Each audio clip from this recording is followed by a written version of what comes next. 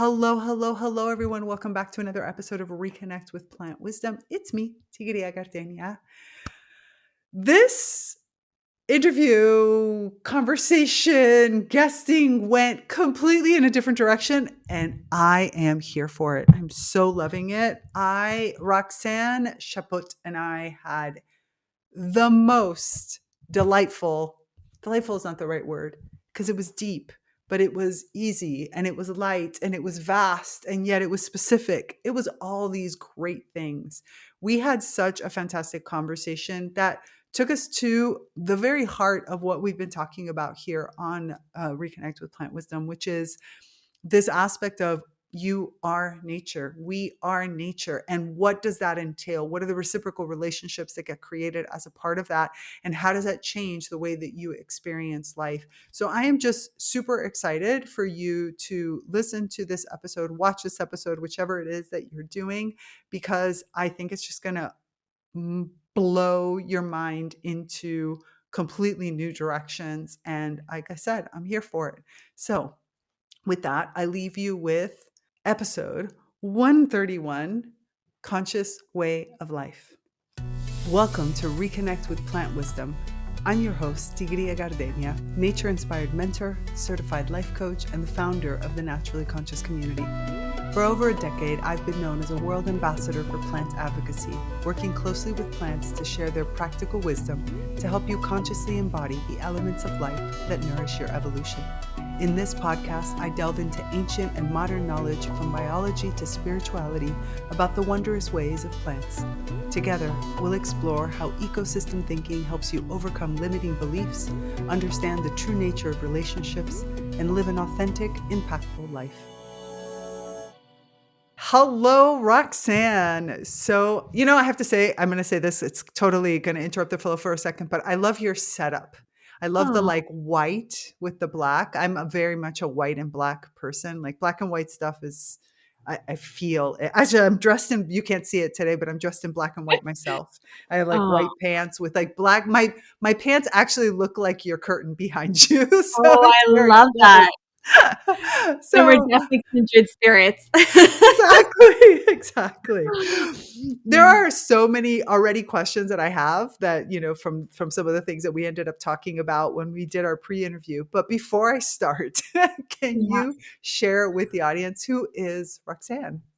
Yeah, absolutely. Well, I am a mother of 3 beautiful children. And, nature has always been a massive part of my life and upbringing from my traditional, Indigenous and Native American roots. And, my path was really cultivated. I started in, very corporate, background, doing everything that I thought I was supposed to do, and very much got called into my spiritual path and my spiritual leadership, where I now, teach at a global level, and I teach consciousness, and not just consciousness of the human body, but consciousness of everything that is around us and within us, in the interconnectedness of us. So I really help a lot of global leaders come to this place where the impact that they create in the world is not always just in consideration of our humanity, but the humanity in the earth and how it sustains us and how we actually live in a place of beauty and integrity, and to be able to look at that as the divine collective one, essentially. I'd love that so much. And as you were talking, I was thinking about my own corporate experience. I was recently interviewed for a podcast, and she had me. It's about pivotal moments in careers in particular, because she's a career coach.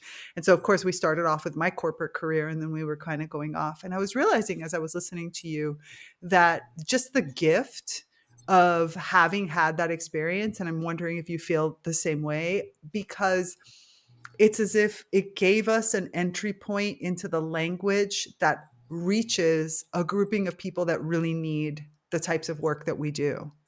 And I found that, rather than thinking of, oh, why did I spend my time there, or what the heck I was doing there? It's more like, oh my goodness, what a great opportunity I had to get into that psyche, to understand, what it is that they're thinking and how they're experiencing, and then be able to turn around and offer something that for those that love the corporate culture and that want to stay in there, helps them do it, like you said, with integrity, with consciousness, with a direction and something completely different. What was your experience like as you transitioned through those two spaces? Yeah, absolutely. And I really want to touch on something that you just highlighted there. And, we come from an aspect of that experience where we're able to see in terms of, I served in leadership a lot of the capacity of what I embodied and how you actually are able to take the alchemy of that, the medicine, the learnings, the teachings of those experiences and the connections and the networking that happens from these pivotal places is also a place that we can speak to and reference where we are not just human. And we know that through scientific studies, we know that through religious structures, we know that we are multidimensional beings. But how can we actually serve as conscious leaders in our multidimensionality, in acceptance of our multidimensionality? There's so many leaders that, have intuitive gifts, but then feel like they can't embody them full selves because they are at a C-level leadership capacity, and that they can't rely on those gifts, or they can't, be expressive of those gifts because they have hesitancy to be in their multidimensionality. So there is that piece that interconnects. How do I actually lead in a way that creates harmonization within all of me? And how am I actually able to serve from that capacity and serve from a place that is not from wounded perspective, but from a place where I can have conscious awareness, acceptance, accountability, and so forth.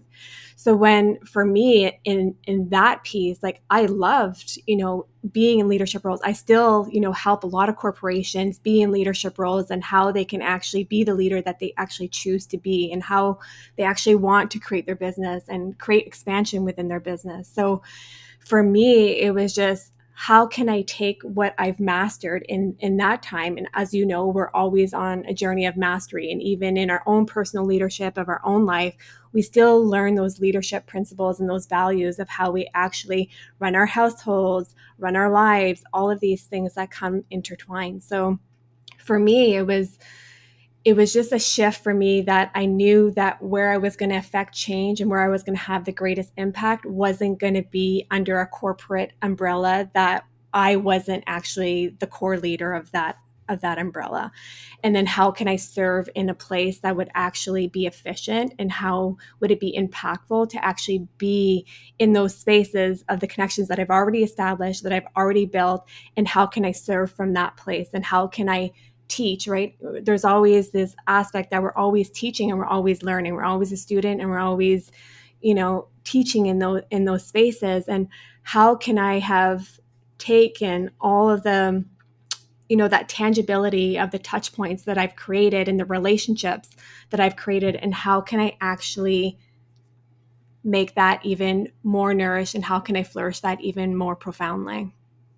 Yeah, I think that that's such an important piece because, as you said earlier, like there are many people who have all these gifts, they have all these talents, they're on the weekends, they're taking classes or they're experiencing things. And yet when they get there in the morning, it's like they feel like they have to put on this skin or this Yeah. mask that separates them from that. And I think having people, I know that, for example, just earlier today, I was with a client, and the reason he came to me was because I have a background in similar technologies to the technology he works for.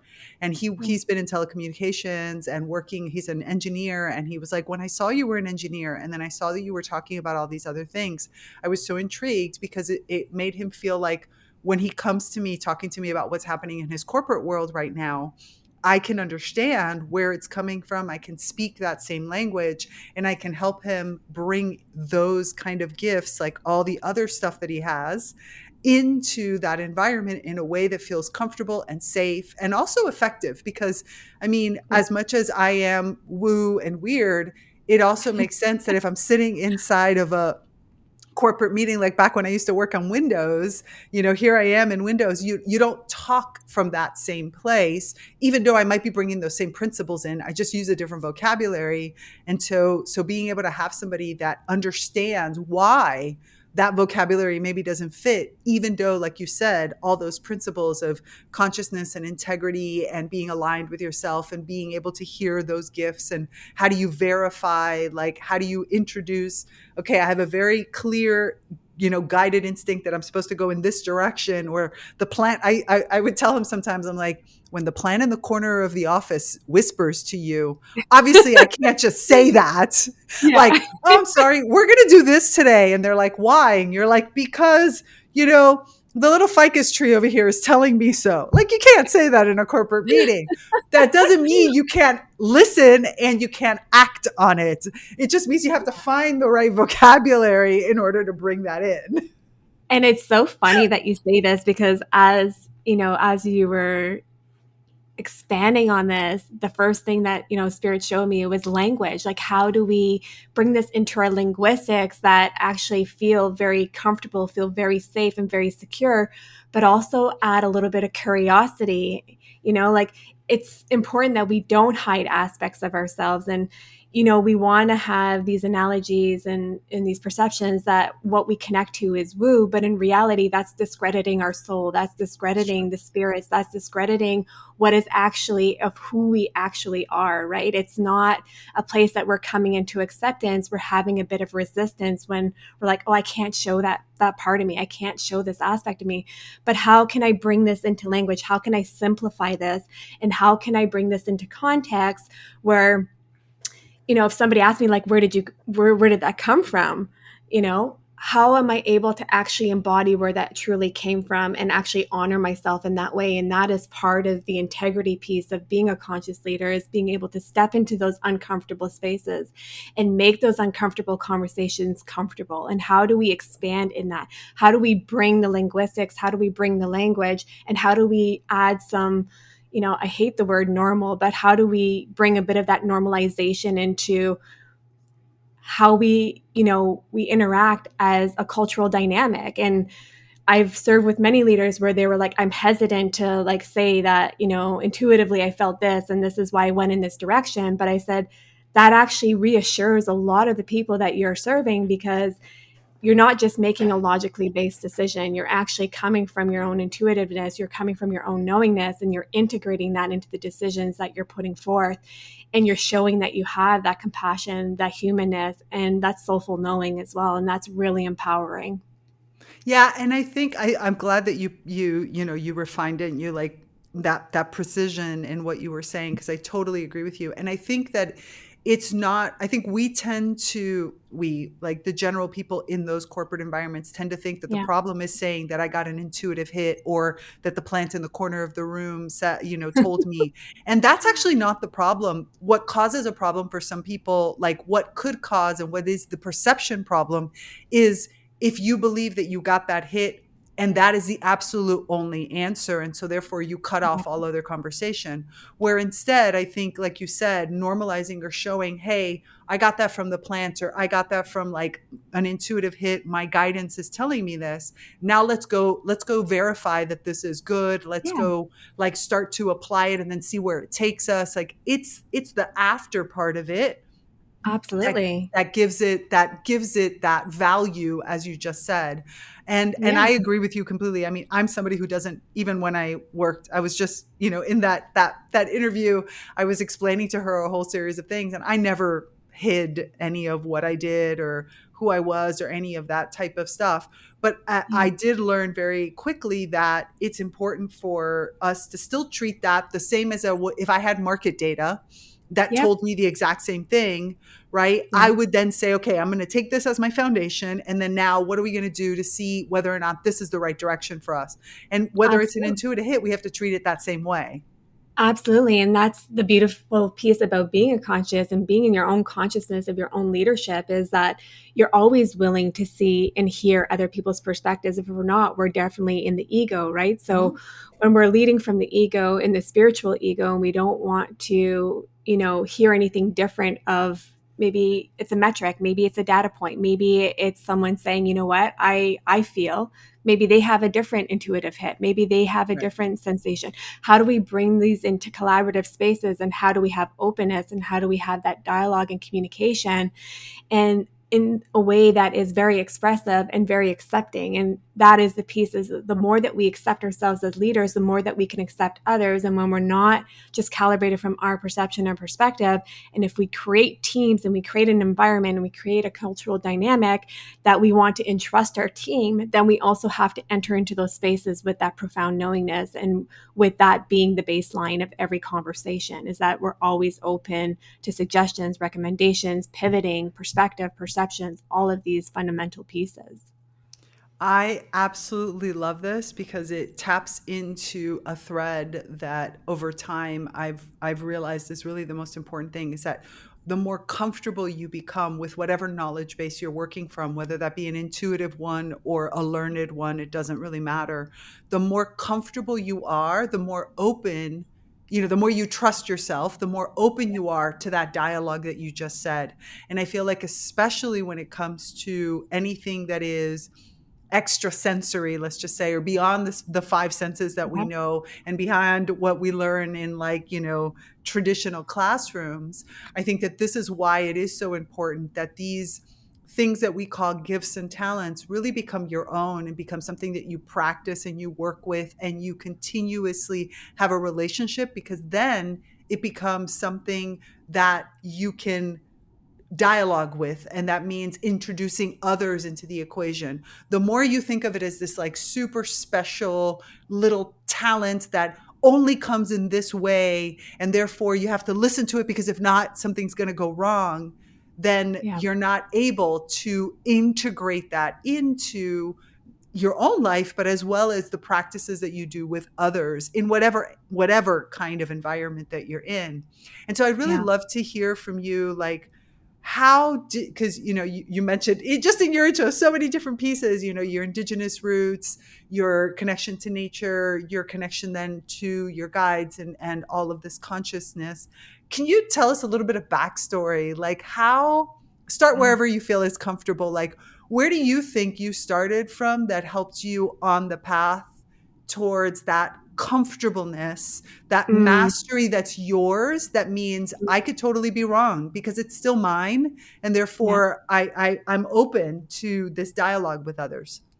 Absolutely. And that's such a beautiful question. It's such a powerful question. And, I really, before I even get into the story of it, is just that one piece that you're touching on is like, you have this internal medicine and you have your own inner truth, but your inner truth isn't somebody else's inner truth. And when we teach in conscious leadership, is that my truth isn't your truth and your truth isn't my truth, depending on the soul memory, the soul history, the soul pathways.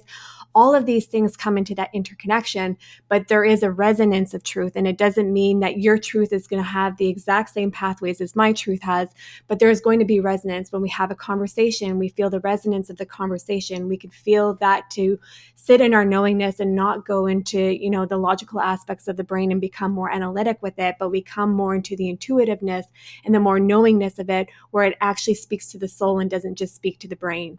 And the brain is a beautiful thing, but there is this piece that, when every leadership conversation and every retreat, it's always important that just because I see something or I have visions of something or I have channeled information of something doesn't mean that it's congruent with somebody else. And nor is it meant to. My mastery is my mastery, your mastery is your mastery. And how do we actually envelop those gifts and how do we develop them even more within you, and not through my guidance of myself, but through your own pathway and your own guidance? And how do we tap into that very powerfully and to be a place of empowerment and not disempowerment, because my truth isn't your truth. So if I am cultivating teachings around my truth, then that isn't in an integrity, that isn't in the congruency of you, right? So that is like that differentiating point that I've really come to understand and understand within my pathway, is that everyone has their own gifts and their own abilities, and we're all each individually gifted and we all have our own strengths, but we all come together as collective collaboration, and we all come together to be able to fortify and to be able to unify our strengths. And we learn from one another, we mirror one another, we are able to sit in somebody else's alchemy and their truth, and we can actually say, where does this feel in the resonance of me? And for me in my pathway, ever since I was this little girl, I just had this deep knowingness. The angels would come to me. I was channeling at a very young age.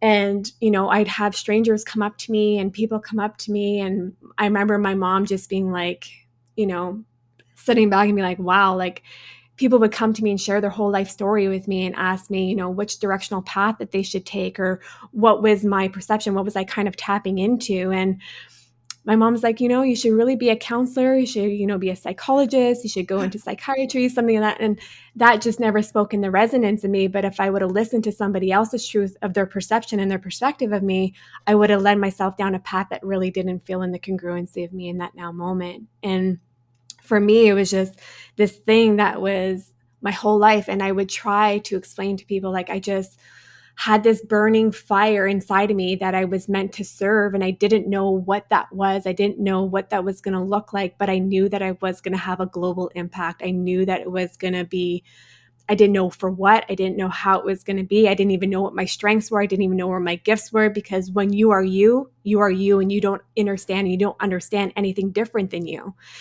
And I remember trying to have that resonance with other people, like, do you feel this way? Like, do you hear, do you see things? Like, all of these things, I was just trying to have some normalization, because even though we want to be individuals, at the same time, we also want to be like others, and we also want to be in community when we're learning our own identity and when we're learning ourselves, because that's what we are taught. We are taught to be in a place of others' acceptance and not within our own inner acceptance. So that was a lot of my path. And I went down the corporate world. I knew that I wanted to lead an organization.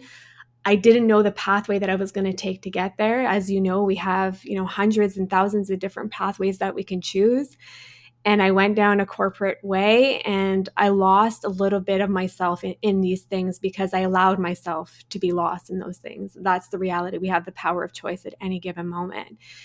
And it wasn't that I lost me completely, but I lost that connectivity that I used to have so fluidly and so easily, that was where I always had this assurance that I was on the right path, or that, everything was going to be okay, no matter what turbulence had happened in my life, no matter what experiences I was moving through, heavy, light. I always knew that I was going to be supported and protected and cared for, and no matter what, if I was to be here on the earth or not. So I just always had that knowingness. And in corporate, a lot of the times we're focused on the bottom line, profitability, income, revenue drivers, returns of investment, all of these things that take a lot of your energy, take a lot of your time, and take a lot of just who you are, right? And it's just that natural thing, because I didn't know how to cultivate my multidimensionality in that now moment. I just knew that business was business, and that's where I needed my focus. And then I would, when I commit to something, I commit 100% to something, and I'm inundated into it, and I'm, working hard at it, because if I commit to something, I'm going to give it everything that I have. And that commitment to that also allowed me to have less commitment to myself. And it wasn't until I had my first near-death experience that I was like, what the hell am I doing?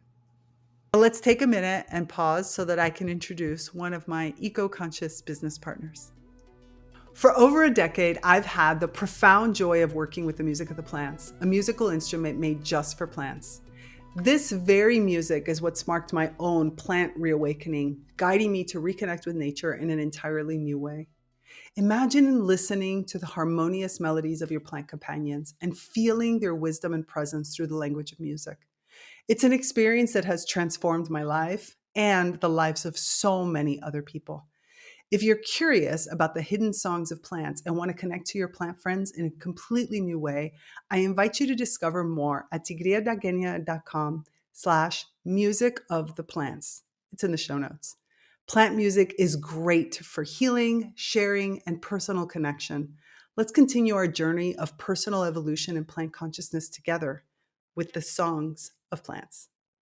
Yeah, and there's so many pieces. I love I love how you put something that I talk about often also into a completely different vocabulary, and I think that that's one of the things I love about doing this podcast, is that it gives us the opportunity to to hear it, as you said, from other people, and then look at like where the similarities, where it is, which is, we say here at Damanhur, there is no absolute truth in the world of form. Everything is relational truth. Everything is a fractal of the truth.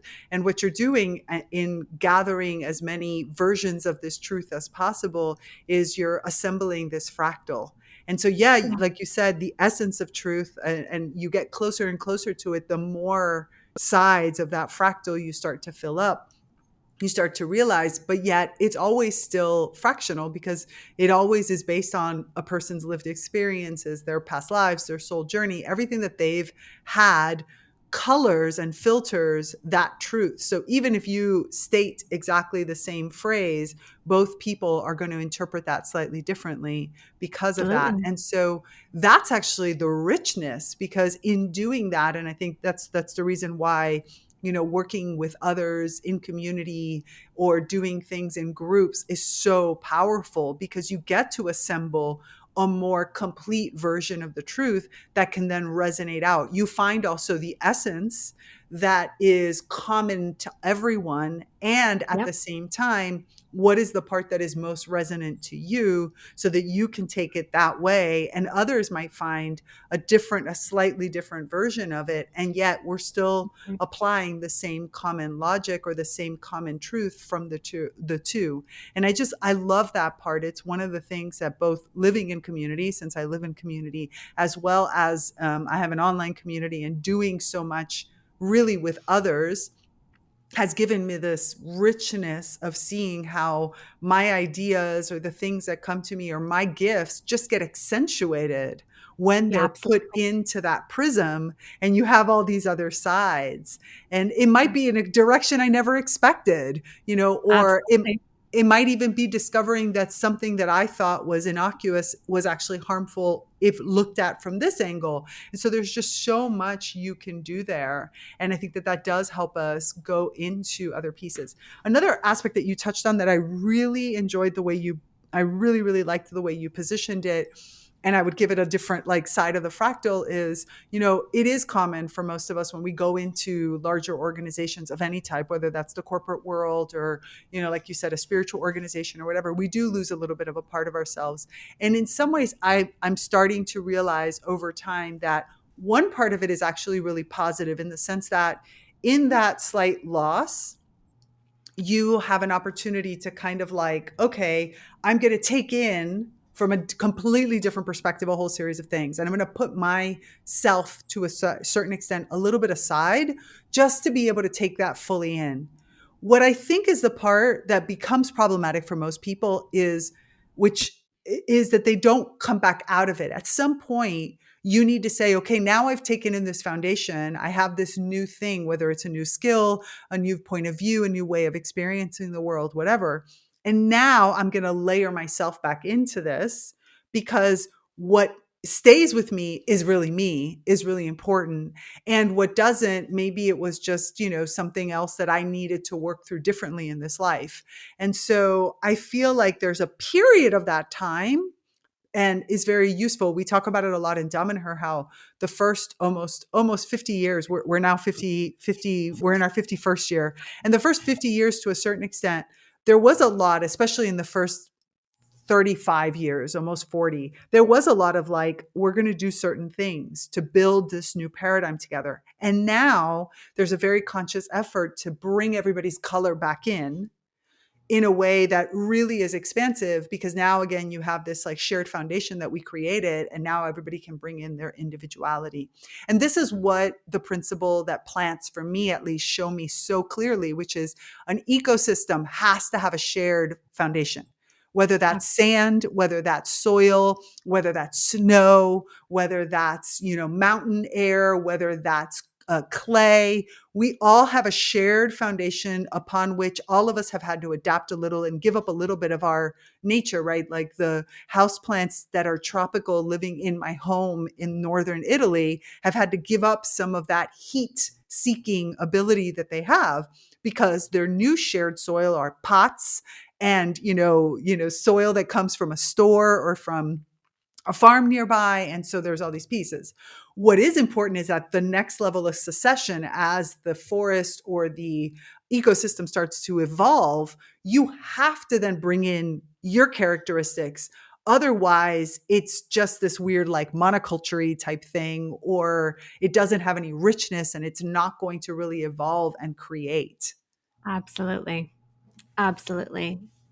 And so I think that this is something that like we have to look at, not so much as like, oh, it's bad, I lost my color or whatever. It's more like, okay, what's most important is this is temporary. Like Yeah. you can't let that be your solid state. That's not where you are forever. That is a piece that you voluntarily put aside while you're absorbing, and you're going to bring in into something new and such.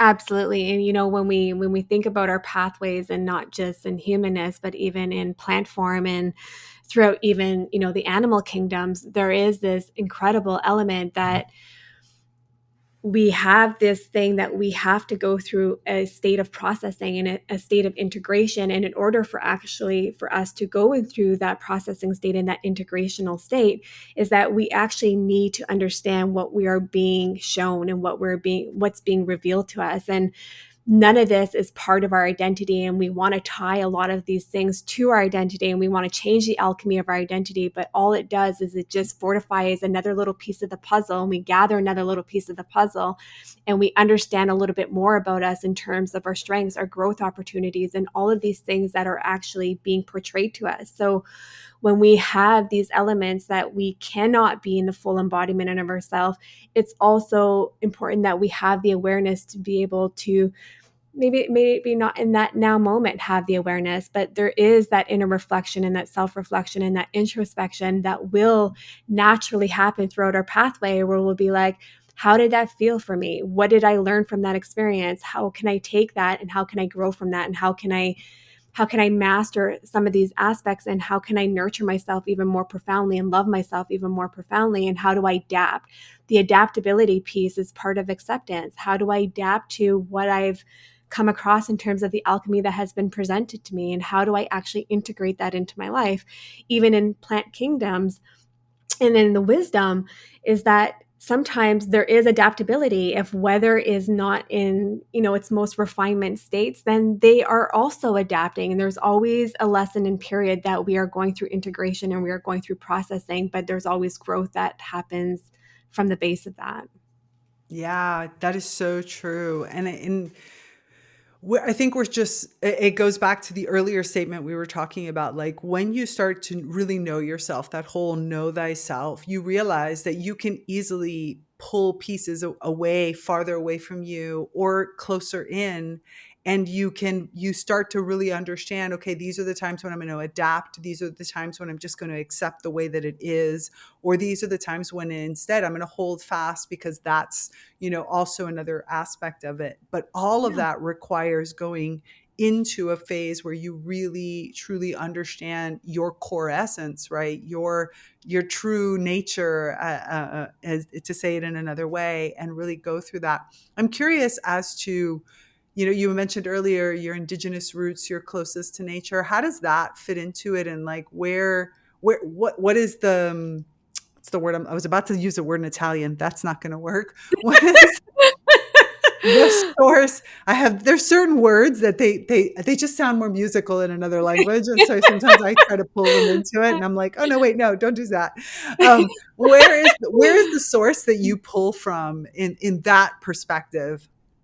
Yeah. So for me, coming back to my pathway of my first near death experience, that was really more the introspection of, was I actually honoring myself in the full embodiment of myself, of what I actually came here and set out to do in terms of my sacred mission and my mission of light? And for me, the answers were no to all of that. And how was I going to hold that? And how was I going to actually embrace that, and to be able to witness that, and thank and have so much gratitude and profoundness and thankfulness for everything that I had moved through and that I had learned and through I had mastered, until I had my second near-death experience. And that brought me more into the emotional concepts, the emotional being and the emotional body, where was I not allowing myself to be expressive? Where was I holding things within my physical body that was actually an emotion or a memory or an experience or an expert, like anything of that nature of those exchanges? And for me, it was just this profound moment that then led into my third near death experience. And then it was more about the Okay, wait, physical. we have to figure out what's going on with this thing that you keep getting close to death. Like, should I be Yeah. worried? Should people it's around been you be worried? it's been about 5 years I've been good. So, Okay, but good. but everything was so profound because every piece of it brought me to a deeper layer within myself, which obviously was contracted for me to be able to go through what I chose if I didn't, take the pathways that I had originally thought of. So Right. I know that everything has its beauty, and I know that everything has, what is need for me to actually be the woman that I am today. But every near death experience until my fourth one was more of a spiritual revelation where it was just like this profound place where I was like really being called by my ancestors and by, my Native American roots, my Métis roots, and really to understand the agricultural component and how we're actually connected to the earth and to the animal kingdom, the plant kingdoms, and all of these things. And how are they interconnected? How are they interwoven? And how do they actually support, and how do we support them, right? It's always reciprocal. What is that reciprocal exchange? And that fourth near death experience really brought me to a pathway where I had a dream for almost 4 months straight.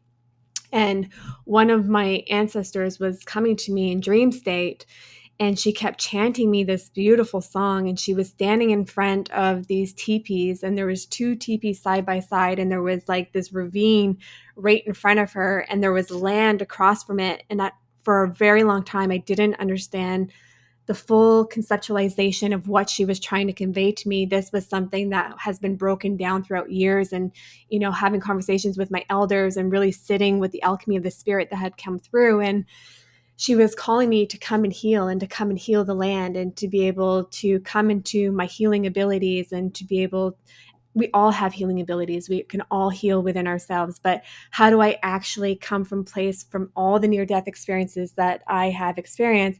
And how do I actually, embody and guide and steward people to actually heal themselves in their own multidimensional complexities? And how do they interconnect with everything that is around them, and not just what is them or what is within them? So it was just a lot of teachings, a lot of alchemy. It probably would take me an hour to go through the whole pathway of that. But when I sat with the elders and, I learned through my native studies and came back to the agricultural component of our plant medicines and just our plants, and like, how do we live and how do we engage and how do we communicate?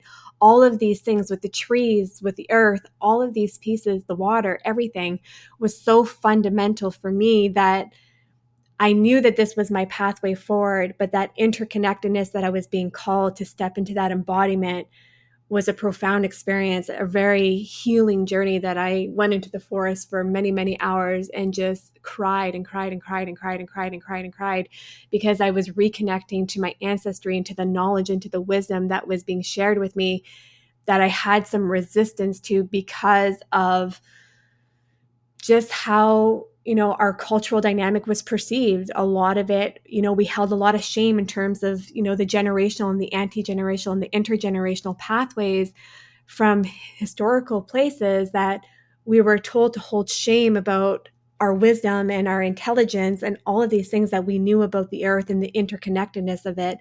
And there was that resistance where that wall was just like like flames came through and just abolished it, where it was just this beautiful engagement of wisdom and exchange and of my own healing, and how can I actually affect deeper healing, how can I affect true healing, and how can I teach people to sit in the alchemy of that.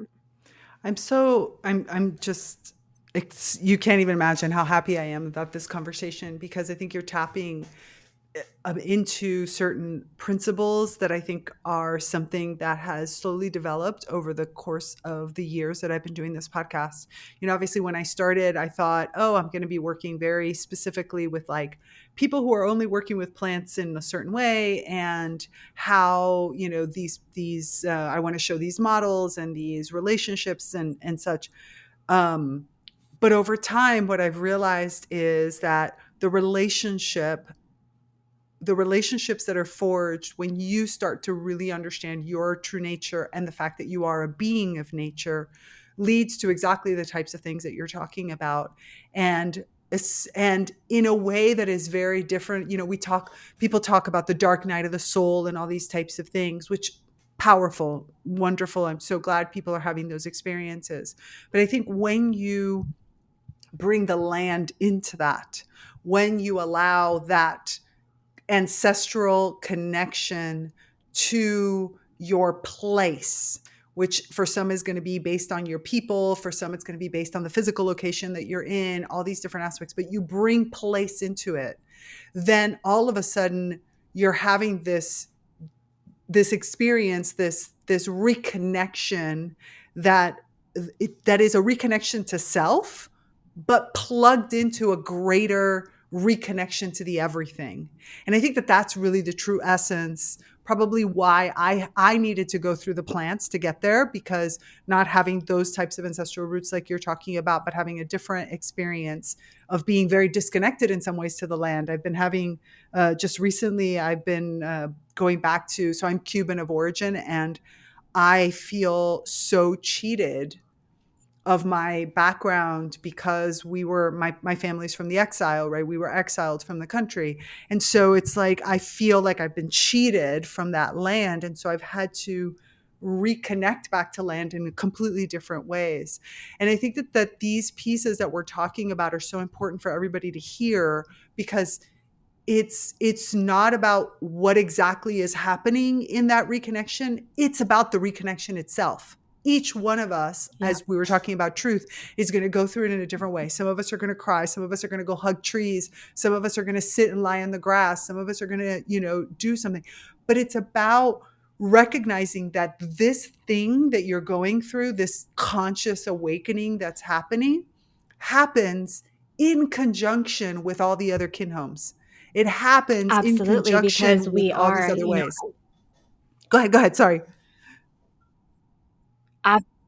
yeah, absolutely. It does happen in conjunction with all these other ways. And that's the beauty, because we are, exactly what you touched on. We are nature. We are not separate from a nature. We are not, there's no separativeness, there's no separation, there's no segregation. We are nature. That is our natural ability, and our natural state is to be in the state of nature. When we utilize and we connect into the land and we actually have a relationship with the land, we're actually in a reciprocal exchange where they're helping transmuting a lot of our healing. And it's not just the earth, it's the trees, it's the wind, it's everything that is interconnected. The animal kingdom that lives in the forestry also helps transmute energy, and we also transmute energy for them. It's very reciprocal. Mm-hmm. So when we come into these conceptualizations and these understandings and these understandings of who we really are, it's when we go to a land and we offer it blessings and we give soul retrieval and we all do all these things in terms of our offering of that reciprocal exchange, is that we are honoring the space and the land in which we are on. And when we come into healing grounds, or when we're anchored into an aspect of the earth, or we feel connectivity to that place of the earth in terms of our origin or our traditions, or that we feel called to the land, it's because the land is calling us forward to come and sit with the land so that we can learn wisdom and alchemy of the land, and that we can have a reciprocal exchange with the land. It is never just one-sided.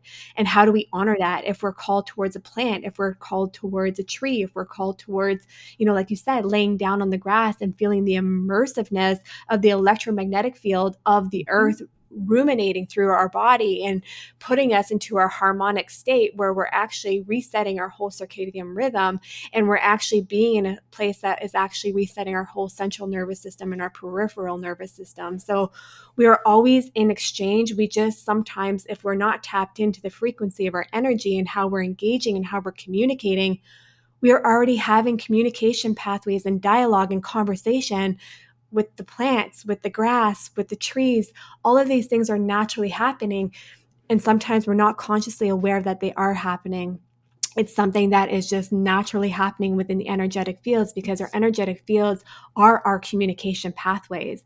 When we engage in humanness, my energy is already speaking to your energy before we even stepped into this call, right? We're already stepping into those energy fields of connection with respect and integrity, because we know that we're coming into collaboration together to have a conversation.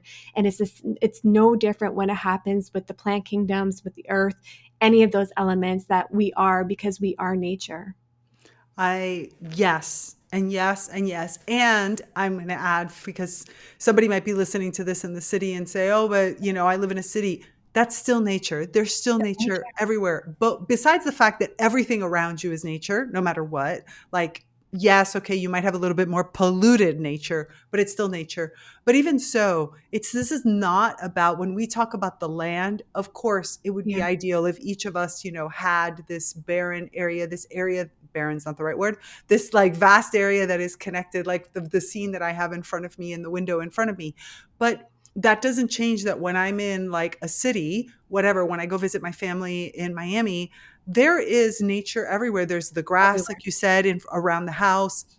There's the house plants that are living with me. There are the trees the birds that are flying around the sky. There's even the ants that are trying to get into my kitchen, because there are Yeah. always ants trying to get into the kitchen, or the spiders that you keep trying to kill because you're like, I can't have the spiders. Like, all of this is nature. So one is, if you still can't feel it in your home, your apartment, or whatever, go to a local park, go sit, or go to a street tree, and don't be, look, all of us have done this, where we've been walking down a street that looks like a city street and just sit there and like hug a tree, or sit with the tree, and people are like, what are you doing? I was once in a small little park in Shepherd's Bush in London. And I was walking around doing an orienting of the trees and really communing with these beautiful London plains that were there. It's gorgeous, the trees. Wow. And this older gentleman was sitting on a park bench. And as I walked by him, he looked at me and he goes, may I ask you what you're doing? And I was Yeah. like, oh, I'm orienting and connecting into the trees. Orienting of the trees is a project that we do here in Dominator, but I'm connecting with these beautiful beings. And he's like, it's quite lovely. And I was like, thank you. And Wow. I was like, and people appreciate, because they feel what it You is that feel you're it. doing. It was just a small little park in the middle of a very busy city. Yeah. And he was sitting on his park bench. So he was getting it in that way. I was Yeah. getting it by literally going and touching the trees around there. Other people were getting it by like lying on the grass there. It's everywhere. And we can connect back to that essence that you were talking about, no matter where you are.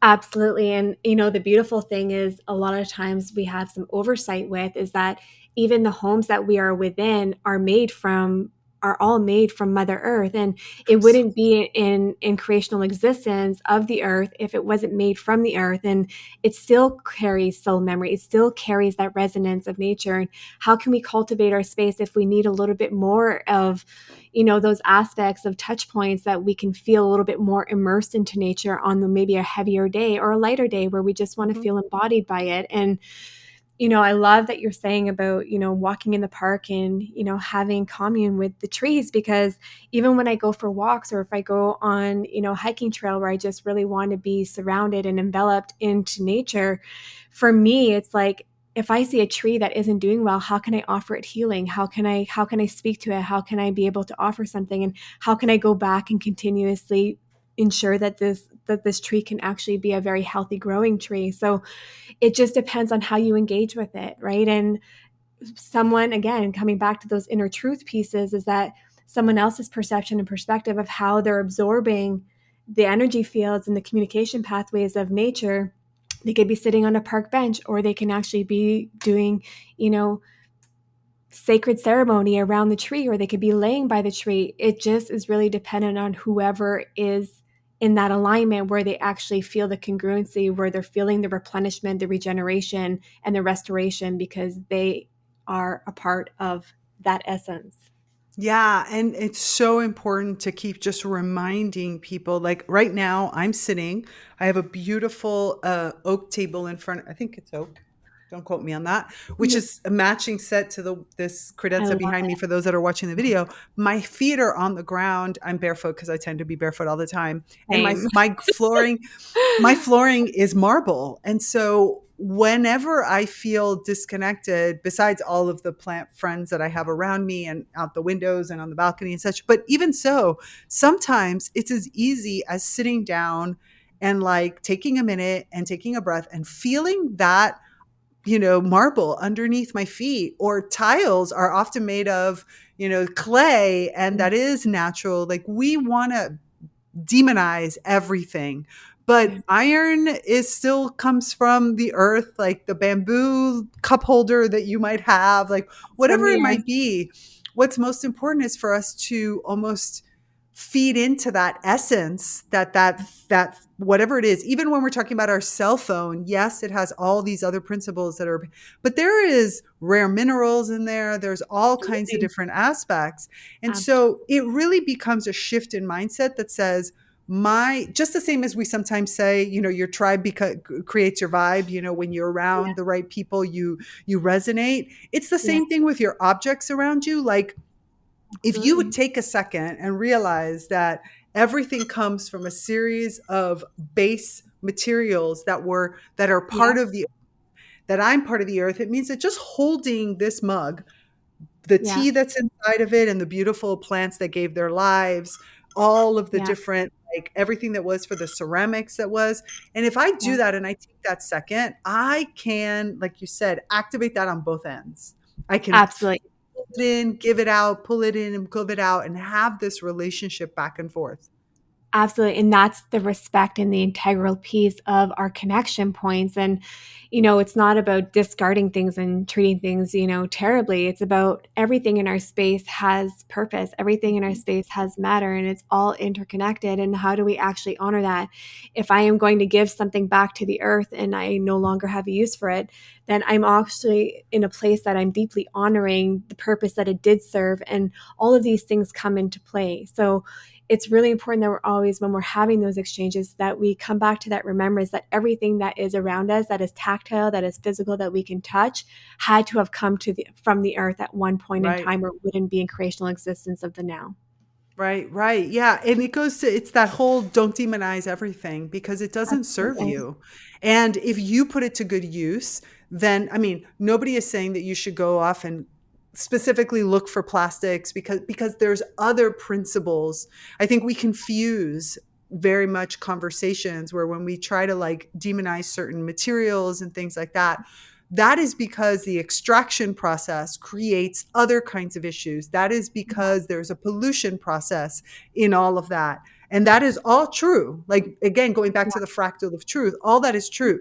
But once it's in your house, Yeah. then at a minimum, bring it into that same resonance. Remember the origin of, where all of those ingredients, or those materials came from, and at least give that dignity back. Right? You say, okay, well, you showed up in my house for whatever reason. You're made out of plastic, which was of obviously oil originally, or you're made out of this or that. I tried my best to make sure that you stayed in the earth, because I feel like it's better for you to have been in the earth. But now that you're no longer in the earth and you're here, and I'm going to, try to create the best relationship, because the way I treat you is a reflection of myself, because we're both beings of Absolutely. nature. Absolutely. And it's the process, right? It's not the purpose of the process. And it's coming back to that, we're both beings of nature, and how, this is a valuable thing that I always teach my children. You teach, like, treat everything with respect and with dignity, and we don't take anything for granted. And that means, people are items that we have in the home, everything that is around them, the plant medicine, like everything, like animals, even spiders. Like, ask my kids, are like, mom won't let you kill that. Like, like, you gotta save it, put it outside, or mom's not gonna be happy. So Exactly. unless it's like a mosquito that's trying to bite them, I'm like, okay, well, that's nature, right? If something's going to attack you, and naturally you're going to defend yourself, but you Right. don't just go and kill things for the sake of killing things. And Right. those are valuable things that I teach them, because I think it's important that they understand that that spider didn't ask to be in our home. That Mhm. spider didn't know that it was making its way here. So how can we bring it to a place where it can still survive? And should nature be nature and something happens, that is not our responsibility, and that's not for us to hold. All we can do is honor the life that it is in this now moment. So Yeah. it comes back to those fundamental teachings of exactly what we're touching on right now. I love that because I think that that's really another huge element that we of consciousness, right? Being conscious is has so many obviously facets to it. But one of those facets, it's the realization that when you realize that I am a being of nature, I have also a role, right? Yeah. I as a human have a role in the ecosystems in which we play. And how do I honor all of this life? How do I ensure that I'm doing things that are about that web of life? That doesn't mean thou shalt never kill. Actually, thou shalt not kill is a terrible tenet because there Yeah. are, as a being of nature, there are things I'm supposed to kill, right? Yeah. I am supposed to, there, it is okay for me to kill, a lettuce in order to eat that lettuce with Yeah. harmony, with respect. And that ensures a cycle of life that continues. I have to Absolutely. just be part of that. And so Absolutely. I find that it's really important for us to constantly just remind ourselves, okay, if I am a being of nature and everything around me is a being of nature, how do I want to be treated? And then how do I treat everything? And for what purpose? And for Right? what And for what purpose? purpose? And how do I show gratitude? Like if we're going to take a life to, ingest a life, if that is the process, like animal or whatever that might be, or vegetarian, doesn't matter. Life is a life, right? A being is a Exactly. being, a soul is a soul. So if I'm going to take that, I'm going to embody that, then how am I going to show gratitude for that? And how do I say thank you for giving your life so that I can continue to live, right? So these are the fundamental pieces. It's living with respect and with an integrity and with that knowingness. And it's an honoring system. When you take a life, if we go hunting, a lot of our Native American tribes, we hunt for our food. And if we're going to be in a place that we're hunting, then we have to honor the entire being of Mhm. what we've taken, and how do we actually come back to a place of restoration also, and how do we embody the whole being, the fur, everything. How do we take the whole alchemy so that that life wasn't wasted? Absolutely. And I think that these are the other elements that are so important. It's that respect. And I think that that's the beautiful part of, if anybody has the opportunity to ever be and spend some time on a farm or in that type of environment, you know, true hunters Yeah. use everything. Like, I mean, Absolutely. and because they're like, this being gave their life for me, Yeah. I'm going to ensure that I respect this being enough to use every single aspect from, what's within the bones to, the eyes to everything. If it can't be eaten or it can't be used, like you said, as a hide or a glue or a this or a that. And Then it's we give it back to the incredible. earth. And we give it back Exactly. to the earth. Yeah. Including in some cases the blood. I mean, there's Yeah. everything. There's so many pieces. And if not, like you said, you give it back to the earth, you give it to the other critters that maybe you now in killing, you leave a piece that is Yeah. for other beings that say, hey, great, free food. I don't have to Yeah. go and kill that myself Cycle today. of This is life, a right? cycle of life. It's so Yeah. beautiful. And I'm so glad you said it, which is a being is a being is a being, right? So you're going to kill a life, whether it's your, like I said, your lettuce or the carrot or anything. They're all beings that are alive and that are giving of Absolutely. themselves in that aspect. So Absolutely. beautiful. So as we start to wrap things up here, although I have a feeling as usual, we can just sit here and like yap for hours, which I love. And so as we start to wrap up, are there any like, I guess, what I don't even know the right question to ask because I kind of am afraid that I would ask it and it would open up another one and we'll be here another hour, which I don't necessarily mind. But I'm so curious as to what would be like, kind of based on everything we've just talked about, what would be some of the final like principles, or maybe that's not the right word. What's the message you want to leave people with? Because you do some really incredible things. And I just want to make sure that people get a good understanding of, everything you've just talked about is the philosophy that you then bring and help people embody in and of themselves. Where do they get in touch with you? How do they learn more about what you do? All those types of things. Absolutely. So I'm a little bit of a rare one. I don't have any social media or anything of that nature. Everything is done through my website at theilluminationretreat.com. We're going to be doing a huge overhaul. I'm being called to do something new, but right now, theilluminationretreat.com. And we have so much information on there. And through our retreats, like if we're going to retreats because we are being called by the land, I don't ever make a decision that I haven't sat with and that I haven't feel called to. So someone that is looking for really deep self-exploration and self-understanding and understanding of themselves, these are perfect opportunities to come back into that interconnectedness of one, right? Of not just within themselves, but within all that is around them, and to be able to see life and to have that perception of life, their own perception, their own perspective of life that feels in the congruency of them. And for me, it's the message that we are all light, we are all love, we are all matter, and we are all purposeful. And how do we live our life knowing that? And how do we live our life in the integrity of that for ourselves, and teach the generations that are even in the current generations, but the generations that are in the upbringing of, sustaining the earth and sustaining the planet and sustaining themselves as their own conscious leaders as they are developing and enveloping within themselves. I love it. I love it so much. Although I did go look when I was looking at your website, which of course we're going to include into the show notes, but I was looking and I was like, oh my goodness, she doesn't have social media. How does she Yeah. do it? How does she do All it? client referrals. I've never really had a need. So I That's just I just personally, like, my own personal belief system is I just don't want to be on a platform that devalues another human being, and I'm finding it very hard on those platforms. So for me, it's just for my own congruency of myself, it's important that I don't have any energetic connections to those things. I really do admire that. That was the reason why I created the Naturally Conscious community on a different platform. And I did a lot of research into the platform. It's on Embodied Networks, which is a female owned company with like really high community standards and ethics. And it's private. So like each one of the Mighty Networks, like each one of ours are completely isolated pieces I because love as that. you said, I mean, I've been on social media since the very beginning, so it's like this constant discussion this is that you just mentioned. But Yeah. I did know that I did not want like a Facebook group with like hundreds of thousands of people on it and such. Yeah. I wanted a place where we could feel safe, where everything was like ours, where we can make decisions, where we can control it, where there's no like advertising in general of like somebody else or anything like that. I Yeah. wanted a place that was for us to explore because these topics, as we just touched on, are Yeah. hard. Like Yeah. they change the paradigm. We have that understanding and that understanding, as you've said, is something that develops over time, and you're going to make mistakes and you're going to have confusion and you're not going to understand it. Oh my goodness, I just bought plastic, what do I do? Or oh, I just had a conversation with a plant in the middle of this like airport and I wasn't sure what to do, like how do I deal with this? Or Yeah. there's all these kinds of conversations, and we want to be able to have those in a Yeah. safe space. And so the Naturally Conscious community was really created for that, and that's why it's on its own platform in a completely different way.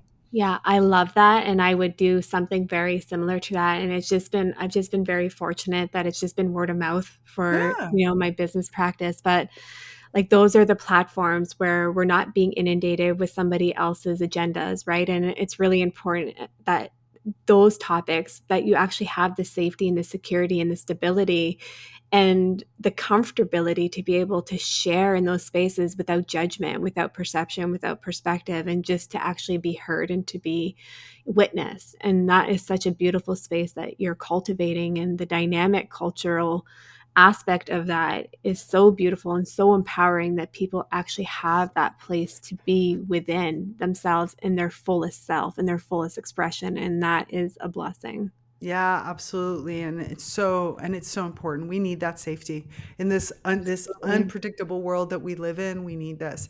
Roxanne, this has been like a Mhm. fantastic conversation. I am so grateful for Yeah. you. Of course, I will include everything, your website into the show Yeah. notes and tell people about what it is that you do. And Thank for you. those of you that are listening, please go check it out. If you're looking for a retreat, you've just found, the place to go for that. And if you're looking for a space where you can have these types of conversations, where we can explore them across many different mediums, speaking and drawing and writing and, reading and all kinds of different things, please come into the Naturally Conscious community. We would really love to have you. And if you want to work one-on-one to go deeper into this way of being in your own life, I'm always available. Feel free to contact me. Everything you need is in the show notes. But for now, remember, resist the urge to hold back your emerging green brilliance. That's it for this episode. Bye. Thanks for tuning in to this episode of Reconnect with Plant Wisdom. To continue these conversations, join us in the Naturally Conscious community, your premier online ecosystem for plant reawakening and accelerated evolution and co-creation with other kin. Here, you'll find expansive discussions, interactive courses, live events, and supportive group programs like the Plant Wisdom Book Club and the Sprouts Writing and Creativity Group. Connect with like-minded individuals collaborating with plants to integrate these insights into life. Intro and outro music by Steve Shuley and Poinsettia from The Singing Life of Plants. That's it for me, Tigrilla Gardenia, and my plant collaborators. Until next time, remember, resist the urge to hold back your emerging green brilliance. I'm out. Bye.